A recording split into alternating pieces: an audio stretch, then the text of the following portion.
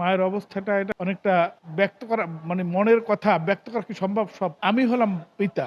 মা তার চেয়েও তো বেশি ব্যথা পেয়েছে স্বাভাবিকভাবে। যে সেনা ক্যাম্পগুলিতে আয়নাঘর আছে এইগুলোকে সাধারণ পাবলিকের কাছে উন্মুক্ত করা হয়নি, রেখে দেওয়া হয়নি এবং সেগুলো ভিনিশ করাও হয় নাই। ২০১২ সালের ৪টা ফেব্রুয়ারি দিবাগত রাত্রে ২-১ দিন আগে কুষ্টিয়া থেকে ঢাকা আসছিল। হয়তো শিবিরের কোনো কাজে অথবা নিজেদের কোনো হতে পারে। ওরা ঢাকা আসছিল ২০১২ সালের ১ বা ২ তারিখ মেবি। ৪ তারিখে দিবাগত রাত্রে ওরা ১২টায় 11:30 কল্যাণপুর থেকে বাসে চড়ে যাচ্ছিল। সাভার আসার পরে ওইখান থেকে র‍্যাব এবং সাদা পুলিশের ডিবি ৮-১০ জন সদস্য সেখান থেকে গাড়ি থামিয়ে ওদেরকে নিয়ে যায়।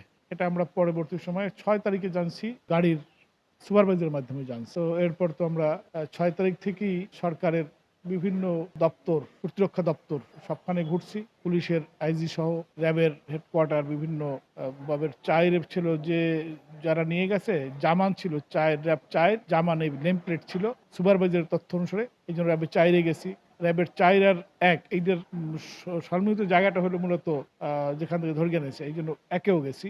এবার র‍্যাবের যে মিডিয়া উইং নামটা ভুলে গেলাম তার কাছে সাক্ষাৎ দিলাম।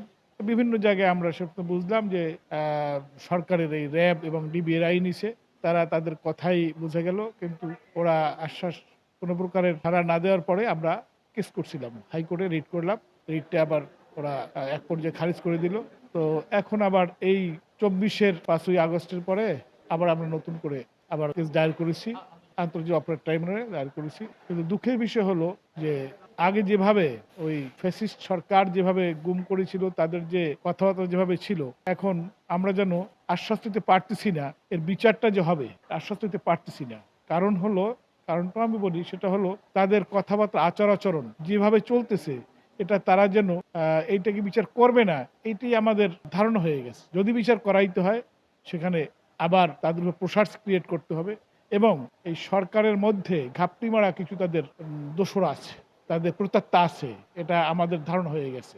এই প্রত্যাত্মাগুলোকে এখান থেকে না সরান গেলে আর বিশেষ করে যারা গুম করছে, যারা কাজ করছে তারা এখন দিবাগত ঘুরতেছে। তাদের নামগুলো প্রকাশ হচ্ছে, সবাই প্রকাশ তারাই ঘুরতেছে, তারাই আবার প্রশাসনে ঘুরতেছে, তারাই আবার প্রতিরক্ষা বাহিনীতে তারাই এখন বহাল তবিয়তে আছে।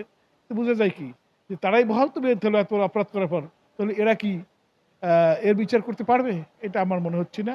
তো আমি আশা করি নতুন প্রজন্মকে তাদের মেধা দিয়ে পুনরায় এই প্রত্যাত্মাগুলোকে অপসারণ যদি না করা যায় বাংলাদেশের ভবিষ্যৎ খুবই করুণ বলে মনে হচ্ছে। কোনো তথ্য দিতে পারে নাই। যে ফিরে আসার মধ্যে যারা যে কজন আসছে বিশেষ করে আজমি ভাই আসছে, তারপর আরমান ভাই আসছে, কিন্তু এদের এত পরে গুম হয়েছে।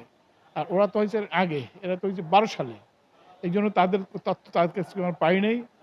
আর বিশেষ করে যে সমস্ত আয়নাঘর নামে যে আবিষ্কার যা করা হয়েছে যে টর্চার সেল যে এই আয়নাঘরগুলোকে আমার পরিদর্শন করার সুযোগ দেওয়া হোক।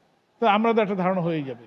বিশেষ করে যে সেনা ক্যাম্পগুলিতে আয়নাঘর আছে এইগুলোকে সাধারণ পাবলিকের কাছে উন্মুক্ত করা হয়নি, রেখে দেওয়া হয়নি এবং সেগুলো ভিনিশ করাও হয় নাই। এইতেই বোঝা যায় যে তারা এই বিচারের মূলত প্রকৃত বিচার করতে ইচ্ছুক নয়। অপরাধীদেরকে বিচারের সামনাসামনি কাঠগড়ায় দাঁড়া করার তাদের মানুষটা আছে বলে আমার মনে হয় না। মায়ের অবস্থাটা আপনাদের কাছে অনেকটা ব্যক্ত করা মানে মনের কথা ব্যক্ত করা কি সম্ভব? সব আমি হলাম পিতা। মা তার চেয়েও তো বেশি ব্যথা পেয়েছে স্বাভাবিকভাবে। মানে সে খুব ধৈর্যশীল এবং মনের ব্যথা মনে রেখেই চলে। আমি যে দেখতেছি ১২ বছরে এই ১৩ বছরে কোনো রাত্রেই যখন একটি কাজকর্ম সব দিনের পর যখন রাত্রে বিছানায় যাই তখন ওই কথাই প্রথম জাগে এবং এই তার স্মরণ নিয়া চোখের পানি ফেলাইয়া তারপরে যদি কিছু ঘুম হয় এটা আমার বেলায় যেমন ওর মার বেলায় বোধ হয় তার চোখ কঠিন আমার মনে হইতেছে।